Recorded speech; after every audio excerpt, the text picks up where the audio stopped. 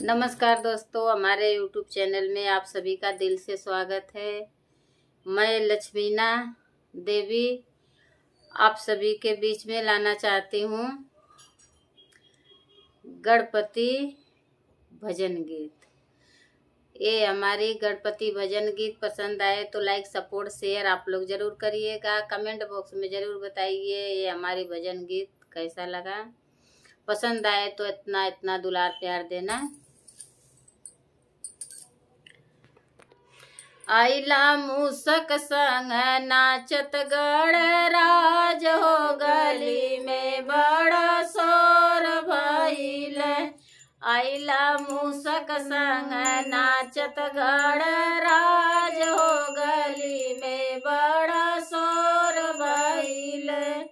शोर भइल हो या जोर भइल, शोर भइल हो या जोर भइल।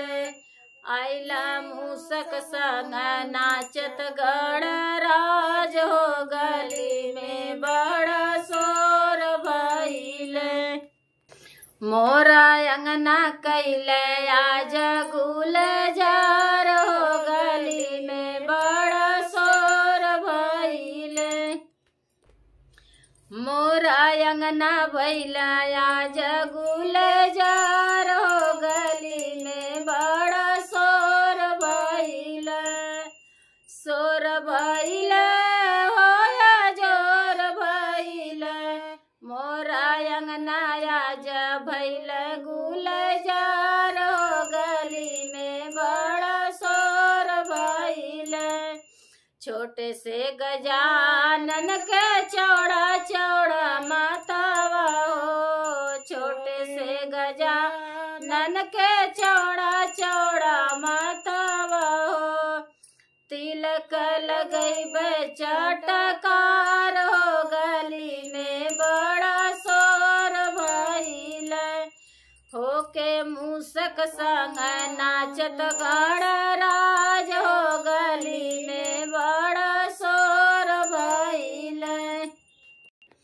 छोटे से गजानन के छोटे छोटे गरदन, छोटे से गजानन के छोटा छोटे गरदन। उनके गले डालब फूलवा के हार हो, गली में बड़ा शोर भइल।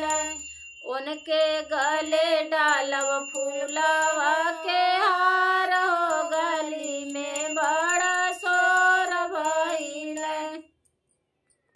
आइले मूसक संग नाचत गणराज हो, गली में बड़ा शोर भइल। छोटे से गजानन के बड़ा बड़ा मुहावा हो, छोटे से गजानन के बड़ा बड़ा मुहावा हो। उनके लड्डुआ खिलाइब भल थार हो, गली में बड़ा शोर भइल। उनके लड्डुआ खियाइब भर थाल हो, गली में बड़ा शोर भइल। आइला मूसक संग नाचत गणराज हो, गली में बड़ा शोर भइल।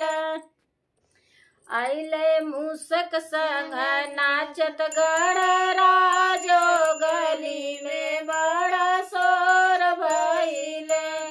छोटे से गजानन के छोटे छोटे पाऊआ हो, छोटे से गजानन के छोटे छोटे पाऊआ हो।